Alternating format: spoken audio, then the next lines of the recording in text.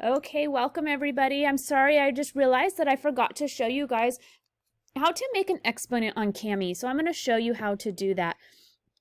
So I'm going to do problem A here. The answer is going to be 6 to the 5th power.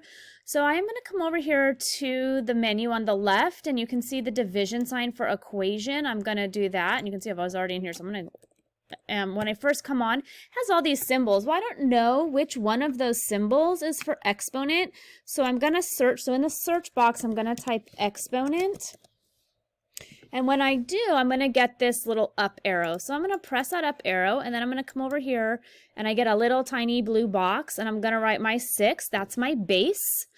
And then I'm going to come back, and I press the up arrow again, and then you can see my cursor went up, and I can click the 5th, and then I am done.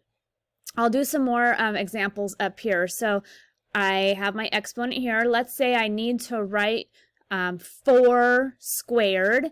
So I'm going to come up here. I'm going to press that up arrow, and I'm going to click my spot. I'm going to click a 4.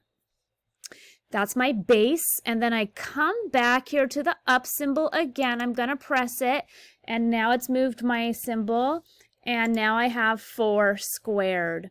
Let me show you one more time. I'm going to come over to this menu. I click on the division box. I may have to search for the word exponent in here. The symbol looks like a little up arrow. I'm going to click it and then click wherever I want to put my answer. And this time I'm going to write 5 to the 4th power. So there's my 5. Then I come over here and I click it again, and it moves that up, and I'm going to click the 4. And now I have 5 to the 4th power.